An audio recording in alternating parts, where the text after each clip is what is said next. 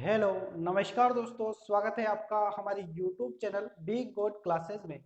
दोस्तों, अपना जो चैप्टर चल रहा है डीसी जनित्र, जिसकी क्लास आज तीसरी है। ठीक है, आज जो क्लास है अपनी तीसरी, जिसमें अपन पढ़ेंगे भागों के बारे में। आज भी अपन भागों के बारे में ही पढ़ेंगे, क्योंकि अपने कुछ भाग और बच गए हैं। फिर उसके बाद में अपन डीसी जनित्र के वर्गीकरणों के बारे में पढ़ेंगे डिटेल से, अच्छी प्रकार से। ठीक है, तो रेगुलर क्लास से जुड़े रहिए। चैनल को सब्सक्राइब नहीं किया तो चैनल को सब्सक्राइब कर लेना। उसी के साथ वीडियो अगर पसंद आए तो लाइक कीजिएगा। दोस्तों, क्लास तीसरी जिसमें अपने चल रहे हैं भाग। ठीक है, तो भागों को अपन ने फील्ड वाइंडिंग तक अपन ने समझ लिया था। आज जो अपन पढ़ेंगे वह रहेगा अपना आर्मेचर वाइंडिंग। क्या रहेगा? आर्मेचर आर्मेचर वाइंडिंग रहेगा। ठीक है, आर्मेचर वाइंडिंग जो होते हैं ना दोस्तों, ये आर्मेचर के ऊपर की जाती है। आर्मेचर में खांचे कट्टे होते हैं, उन पर यह वाइंडिंग की जाती है। यह कितने प्रकार की होती है, तो इसकी जो प्रकार पर बात करते हैं अपन, इसके प्रकार पर जो बात करते हैं वह होते हैं दो प्रकार। ठीक है, दो प्रकार की यह वाइंडिंग आर्मेचर पर की जाती है। एक वाइंडिंग है अपनी लेफ्ट वाइंडिंग, और एक होती है वेव वाइंडिंग। ठीक है, एक होती है लेफ्ट और एक होगी अपनी वेव। यह वाइंडिंगें होती है दोनों, लेफ्ट और वेव। ठीक है, अब इनके बारे में, इनके अंतर क्या है, इनके बारे में क्या क्या जानकारियां हैं, जो सारी जानकारियां मैं आपको एक एक कर कर बता देता हूं। दोस्तों, जैसे कि लेफ्ट वाइंडिंग जो होती है, लेफ्ट वाइंडिंग में होता क्या है कि इसमें समांतर पथ होते हैं। क्या होता है? समांतर पथ होते हैं। तो इसके जो समांतर पथ होते हैं ना, तो समांतर पथ कितने होते हैं? समांतर पथ बराबर पोलों की संख्या। पोलों की संख्या, यानी कि कहने का मतलब यह है कि जितने पोल होंगे उतने इसमें क्या रहेंगे? समांतर पथ रहेंगे। और इसमें क्या है कि समांतर पथ जो होते हैं ना, समांतर पथ, इसमें समांतर पथों की संख्या दो होती है। समांतर पथ कितने होते हैं इसमें? इसमें केवल और केवल दो होते हैं। अब समांतर पथ क्या होते हैं कि जैसे कि यह वाइंडिंग है एक प्रकार की, यहाँ पर आप समझ लीजिए कि यह होते क्या है।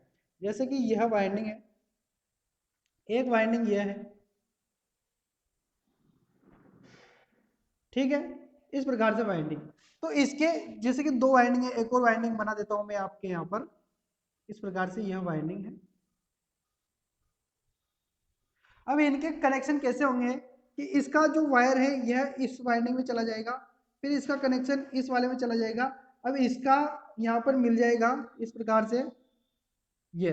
तो यहाँ पर कितने पथ आए? यहाँ पर तो यहाँ पर दो पथ आए। कितने पथ आए? दो पथ। तो ये कौन सी वाइंडिंग रहेगी? यह वेव वाइंडिंग रहेगी। कौन सी? ये वाली कौन सी रहेगी? Wave winding. वेव वाइंडिंग रहेगी। ठीक है, तो वेव वाइंडिंग के बारे में आपको समझ में आया। अगर यहाँ पर ऐसा ना करके, इस प्रकार से कनेक्शन ना करके, वो कनेक्शनों को किस प्रकार से कर दे, कनेक्शनों को किस प्रकार से कर देते हैं, तो यहाँ पर आप देखिए कि यही कनेक्शन डायरेक्ट इस पे आएगा, किस पे? कम्यूटेटर पर। यही कम्यूटेटर पर आएगा और यही वायर डायरेक्ट कम्यूटेटर पर आएगा। तो इन दो, ये जो है ना, यह पथ कौन से पथ कहलाएंगे? यह पथ कहलाएंगे डायरेक्टली पथ कहलाते हैं। ये लेव वाली वाइंडिंग कहलाती है। ठीक है, इनडायरेक्ट इनको क्या कहेंगे अपन? समांतर पथ कहेंगे। इनको अपन समांतर पथ कहेंगे। डायरेक्ट इनमें जुड़ा हुआ नहीं होता, एक वाइंडिंग दूसरी वाइंडिंग से नहीं जुड़ी होती। ये डायरेक्टली निकलते हैं और ये डायरेक्टली सेगमेंट पर जाते हैं, इस प्रकार से। ठीक है, अब इसमें जो लेफ्ट वाइंडिंग और वेव वाइंडिंग के बारे में आपको समझ में आ ही गया होगा। समांतर पथ कितने होते हैं? पोलों की संख्या के बराबर लेफ्ट वाइंडिंग में होते हैं, वेव वाइंडिंग में समांतर पथ दो होते हैं। अब अपन आगे बात करते हैं, तो इसमें कार्बन ब्रशों की संख्या कितनी होती है? तो देखिए, जितने समांतर पथ है ना उतने कार्बन ब्रश। ठीक है, तो बराबर कार्बन ब्रश लिख देता हूं मैं, कार्बन ब्रश। यानी कि समांतर पथ बराबर पोलों की संख्या बराबर कार्बन ब्रश। जितने पोल है उतने ही कार्बन ब्रश रहेंगे, उतने ही समांतर पथ रहेंगे। लेकिन इसमें कार्बन ब्रश की संख्या कितनी रहेगी? कार्बन ब्रश की संख्या कितनी रहेगी? तो कार्बन ब्रश की संख्या यहाँ पर दो रहेगी। ठीक है, इस वाले लेफ्ट वाइंडिंग जब करेंगे तो कार्बन ब्रश समांतर पथों पोलों की संख्या के बराबर रहेंगे, लेकिन इसमें कितने रहेंगे, ओनली 2 रहेंगे। ठीक है, अब इसमें क्या होगा धारा का, तो धारा क्या होती है, धारा बटती है। इसमें क्या होती है, धारा बढ़ती है, जो कि अलग अलग पोल निकलेंगे ना तो अलग अलग धारा बढ़ जाएगी। ठीक है, समांतर में क्या होती है, धारा बढ़ जाती है। एक टॉपिक तो यह है, एक यह है, एक यह है, एक अगला। इसमें धारा क्या होती है, इसमें क्या होगा, तो धारा 2 भागों में बंटती है। इसमें क्या होगा, धारा 2 भागों में बंटेगी केवल और केवल। अब इन दोनों को करने का क्या मतलब, लेफ्ट वाइंडिंग और वेव वाइंडिंग तो अपन ने की, इस प्रकार से इनके कनेक्शन होंगे, कार्बन ब्रश इतनी चाहिए, समांतर पथ ये वो है ना। लेकिन इनका करने का कारण क्या है कि क्यों इनको किया जाता है, तो अधिक धारा धारा के लिए, यानी कि अपन को जनित्र से अगर अधिक धारा की आवश्यकता पड़ती है तो उसमें लेफ्ट वाइंडिंग करनी पड़ेगी अपन को। और यहाँ पर इसमें रहेगा कम धारा, कम धारा। ठीक है, इसमें कम धारा रहेगा, इसमें वोल्टेज क्या रहेगा,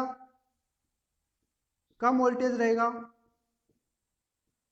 और इसमें वोल्टेज क्या रहेगा, अधिक रहेगा, अधिक वोल्टेज इसमें रहेगा। ठीक है, तो यहां तक आप लेफ्ट वाइंडिंग और वेव वाइंडिंग के बारे में समझ पाए होंगे। तो अब अपन बात कर लेते हैं कि ब्रश होल्डर पर, ब्रश होल्डर। ठीक है, ब्रश होल्डर क्या होता है, जनरेटर जो होता है, ब्रश होल्डर होता क्या है, ब्रश होल्डर क्या होता है कि इसमें ब्रश को सेट किया जाता है। ब्रश कौन सा, तो कार्बन ब्रश जो होते हैं ना, उनको इसके अंदर लगाया जाता है। ये इस प्रकार से बना होता है, इस प्रकार से एक बॉक्स होगा। ठीक है, इसके पीछे इस प्रकार से पूरा ये रोकर प्लेट पर सेट हुआ रहता है। ठीक है, यहाँ से एक स्प्रिंग को इस प्रकार से दबाव रखते हैं इस पर, कि यहाँ पर जो ये ब्रश होता है ना, इस प्रकार से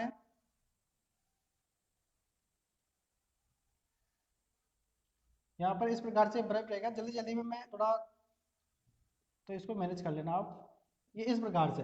तो ये क्या करेगा, ये स्प्रिंग जो रहेगी ना, ये स्प्रिंग इस पर क्या करेगी, दबाव डालेगी। और ये कितना दबाव डालती है, तो यह कितना दबाव डालती है, तो 0.1 से 0.25, 0.1 से 0.25 kg प्रति सेमी, है ना, इतना यह दबाव डालती है।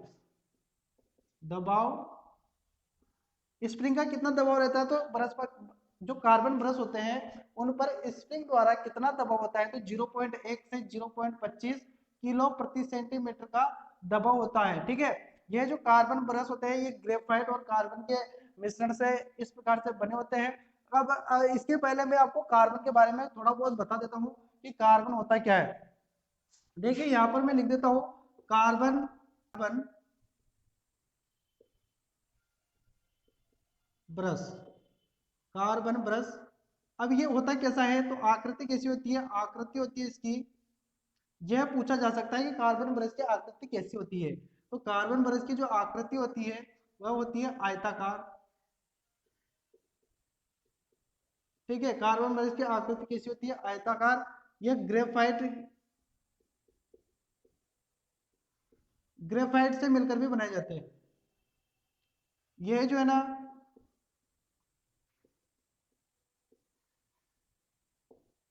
के मिश्रण, यानी ये कुछ एक ब्रश ऐसे होते हैं जिनमें ग्रेफाइट का मिश्रण भी कर देते हैं। ठीक है, यह क्या होता है, इनकी विशेषता क्या है, इनकी एक विशेषता के बारे में मैं आपको बता देता हूँ कि कार्बन ब्रश का क्या है कि प्रतिरोध अधिक होता है। क्या होता है, अधिक होता है। और उसी के साथ कार्बन क्या है, कार्बन जो है ना ऐसी धातु है कि कार्बन जो है ना यह एक अर्धचालक है, अर्धचालक। कार्बन क्या है, एक अर्धचालक धातु है। अब देखिए इसका फायदा क्या है, यहाँ पर कार्बन का ब्रश लगाने का फायदा क्या है कि कार्बन क्या होता है कि जितना गर्म होगा ना उतना इसका प्रतिरोध कम होता है। जितना यह गर्म होता है उतना इसका प्रतिरोध क्या हो जाता है, कम हो जाता है। कारण क्या है कि जैसे कि अपना जो जनित्र होता है, जैसे कि कंप्यूटर है और इस पर अपन ने ये कार्बन लगा रखे हैं। ठीक है, इस प्रकार से अपन ने ये कंप्यूटर के ऊपर क्या लगा रखा है, कार्बन लगाए हुए हैं। इस प्रकार से दोनों कार्बन इस प्रकार से लगे हुए हैं। जैसे ये कम्यूटेटर घूमेगा, आर्मेचर शाफ्ट घुमाएंगे तो आर्मेचर शाफ्ट के साथ ये कम्यूटेटर घूमेगा तो ये क्या कि इस जगह क्या टकराते रहेंगे, दबाव रहेगा तो रगड़ाते हुए चलेंगे ना। जब किसी भी चीज को अपन रगड़ते हुए रखते हैं तो वो चीज क्या हो जाती है, गर्म होने लग जाती है। ठीक है, उस जगह क्या होता है, घर्षण बल के कारण गर्म होने लगती है। अब जब ये गर्म होगा तो गर्म होने पर ये क्या होगा कि इसमें एक फायदा यह है कार्बन का, कि कार्बन का पहले सर्वप्रथम ठंडा रहता है ना कार्बन, जब कार्बन ठंडा रहता है तो उसका जो प्रतिरोध है वह अधिक होता है, ठंडे होने पर प्रतिरोध अधिक होता है। जैसे इस कम्यूटेटर को अपन घुमाएंगे, घुमाने से ये क्या होगा, गर्म होगा। अब गर्म होने पर ये क्या है कि इसका प्रतिरोध कम हो जाता है, जितना इसको गर्म करेंगे उतना इसका प्रतिरोध क्या हो जाएगा, कम हो जाएगा, यानी कि चालकता बढ़ जाएगी। तो अच्छी दक्षता से यह क्या करेगा, कार्य करेगा। इसके साथ ये क्या है कि खुद घिस जाता है। इसका एक फायदा यह है कि खुद घिस जाता है, खुद घिस जाता है। ये कार्बन ब्रश जो है ना, ये खुद घिस जाते हैं लेकिन कम्यूटेटर को नहीं घिसने देते।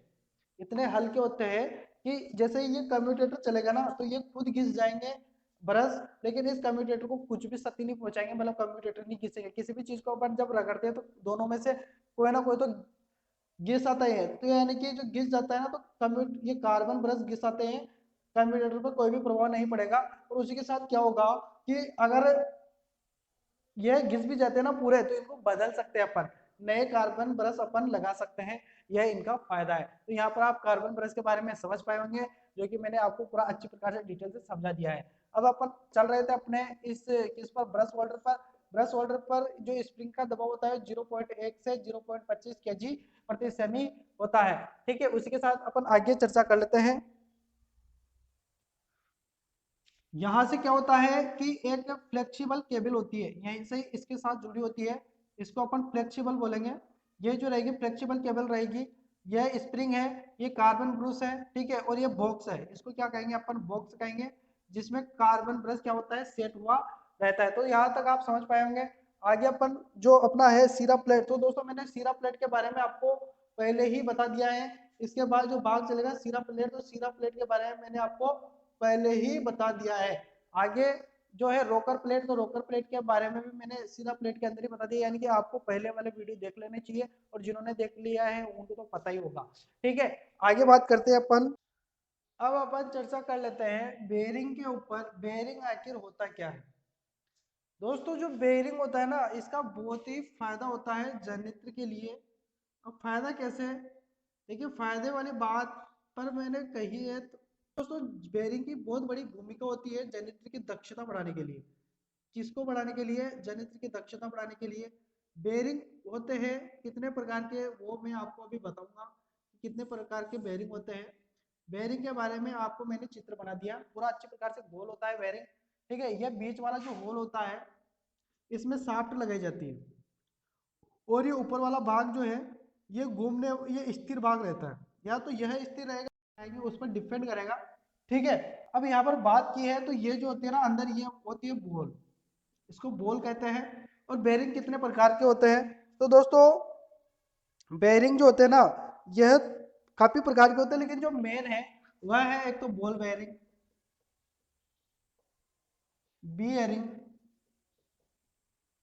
एक है रोलर बेरिंग,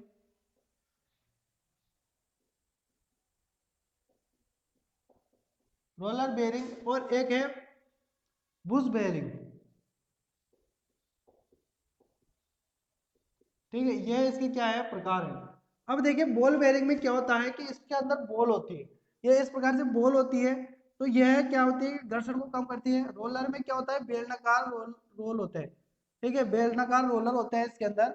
और बुश बेरिंग में क्या होता है कि यह बुश प्रकार का होता है, जो खुद घिसता है लेकिन मतलब जो जॉब है ना उसको नहीं घिसने देता। दोस्तों बुश बेरिंग का काम कहाँ पर प्रयोग करते हैं ज्यादातर, तो छोटे जो जनित्र होते हैं, छोटे जनित्र, छोटे जनित्र कहो या अपन डायनेमो कह सकते हैं। अब बात यहाँ पर है डायनेमो क्या होता है।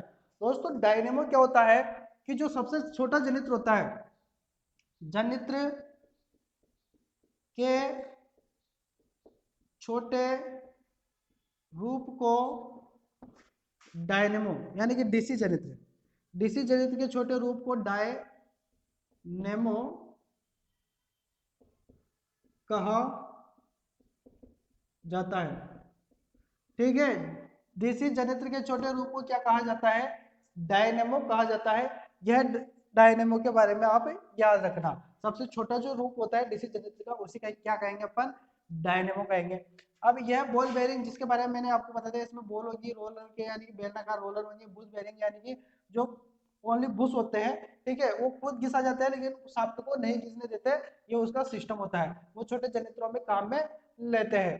ठीक है, तो यहाँ पर बेरिंग, बेरिंग क्या होता है? बेरिंग में क्या होता है कि ऑयल, इसको टाइम टाइम पर अपन क्या करते हैं कि ग्रीस, ग्रीस हो, ग्रीस हो या ऑयल, ठीक है, ग्रीस हो या ऑयल, इसका इसमें डायरेक्ट स्नेहन करते रहते हैं, इसको धोते भी हैं अच्छी प्रकार से स्नेहन ऑयल के द्वारा, और ग्रीसिंग करते रहते हैं ताकि इसका घर्षण क्या हो, कम रहे और ये ठंडा रहे। ठीक है, ताकि ये इसकी दक्षता अधिक, इसका काम में लेने का कारण क्या है कि दक्षता बढ़ाने के लिए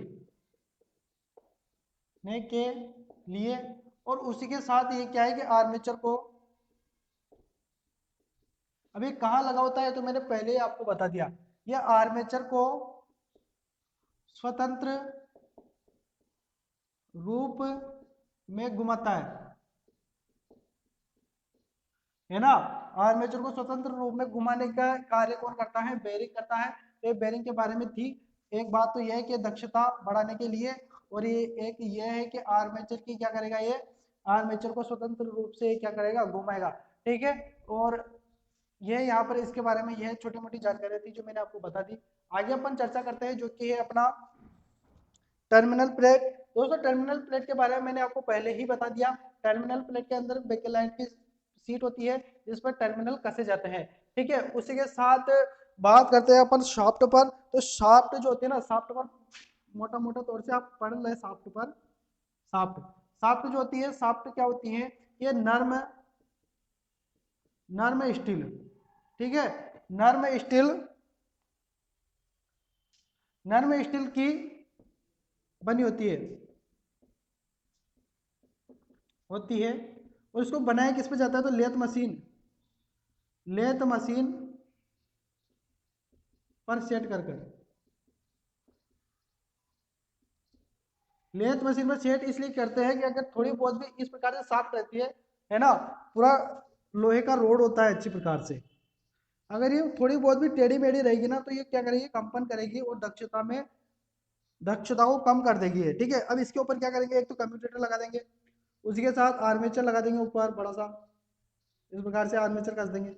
इस पर एक और क्या कसाया जाता है, फैन कसाया जाता है जो क्या है ठंडक पंखा। ठीक है, और यहाँ पर क्या कसाएगा, बेयरिंग, इस प्रकार से। तो ये शाफ्ट का कार्य है।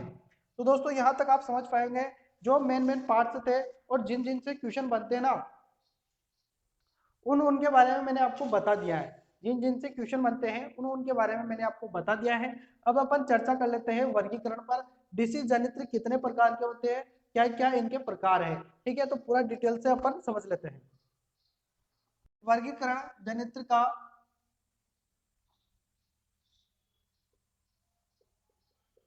जनित्र का वर्गीकरण, ठीक है, जनित्र का वर्गीकरण। सबसे पहले अपन उसको क्या कहेंगे, अपन मशीन, क्या कहेंगे अपन, मशीन। इसके बाद इसको तीन भागों में बांटेंगे, तीन भागों में अपन इसको क्या करेंगे, तीन भागों में इसको अपन बांटेंगे। इसको ये लिख देते हैं। ठीक है, अब पहला जो भाग रहेगा वह रहेगा स्थायी चुंबक,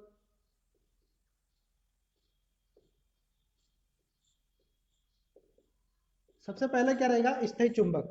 दूसरा क्या रहेगा, पृथक उत्तेजित,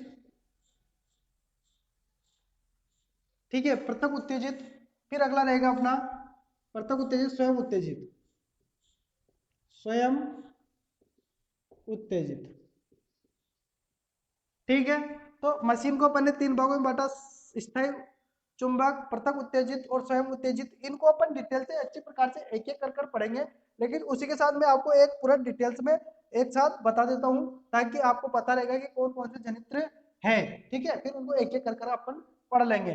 स्वयं उत्तेजित को फिर क्या किया गया है कि इनको 3 भागों में बांटा गया है।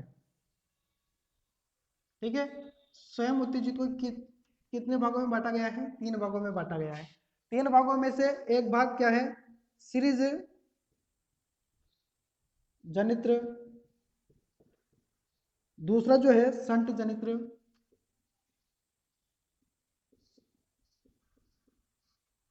ठीक है, और आखिरी जो है यहाँ पर वह है अपना कंपाउंड, कंपाउंड जनित्र। ठीक है, कंपाउंड जनित्र, सीरीज जनरेटर, संट जनरेटर और कंपाउंड जनरेटर।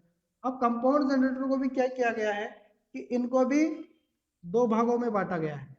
दोस्तों कंफ्यूज मत होना, कंप्लीटली अच्छी प्रकार से आप समझना। कंपाउंड जनरेटर को भी 2 भागों में बांटा गया है, आखिरी आखिरी को बांटा गया है, आगे वाले को नहीं बांटा गया है। यानी कि कंपाउंड जनरेटर को 2 भागों में बांटा गया है, संट लॉन्ग संट जनित्र, ठीक है, और एक क्या है तो लॉन्ग संट जनरेटर, और एक होती है अपनी शॉर्ट संट जनित्र। ठीक है, लॉन्ग संट जनरेटर और शॉर्ट संट जनरेटर, अब इनको भी 2 भागों में बांटा गया है। इसको जो बांटा गया है, देखिए 2 भाग, इनके नाम मैं बता देता हूं आपको।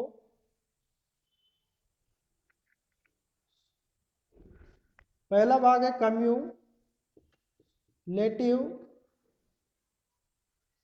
Cumulative long shunt जनित्र। ठीक है, कम्युलेटिव लॉन्ग संट जनित्र, और एक है अपना डिफरेंशियल डिफरेंशियल डिफरेंशियल एक है अपना डिफरेंशियल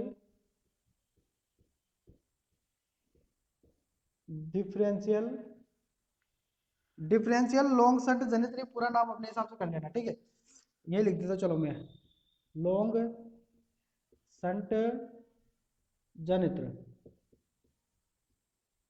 इसका नाम, इसको भी 2 भागों में बांटा गया है, तो एक भाग और ये दूसरा भाग जो कि रहेगा अपना, पहला वाला क्या रहेगा तो कम्युलेटिव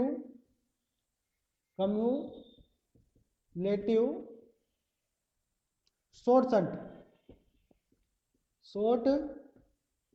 संट जनित्र। ठीक है, और ये रहेगा अपना डिफरेंशियल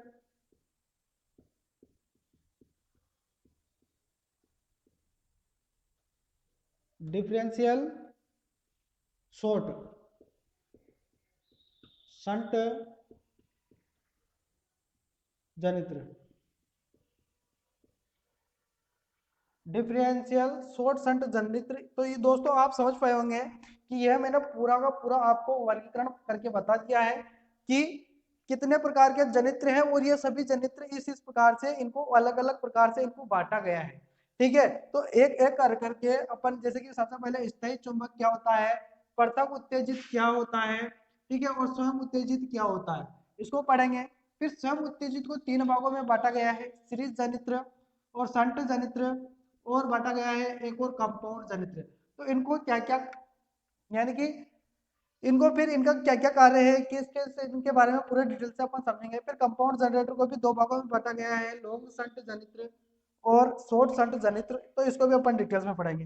फिर इनको कम्युलेटिव लॉन्ग संट क्या होता है, डिफरेंशियल लॉन्ग संट क्या होता है, कम्युलेटिव शॉर्ट संट जनित्र क्या होता है, और डिफरेंशियल शॉर्ट संट जनित्र क्या होता है, तो इनको अपन अच्छी प्रकार से कंप्लीटली पूरा अच्छी प्रकार से डिटेल से इनको समझेंगे।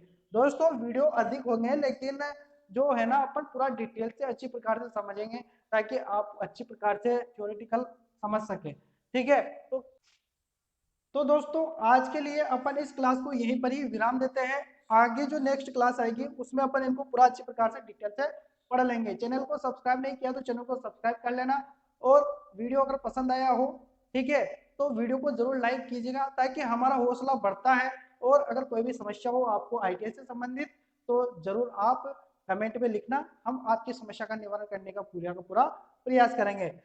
ठीक है, प्रैक्टिकल की क्लासें भी आपको मिलेगी साथ ही साथ, तो आप जुड़े रहिए हमारे साथ। ठीक है, पढ़ते रहिए, हंसते रहिए, मुस्कुराते रहिए। जय हिंद।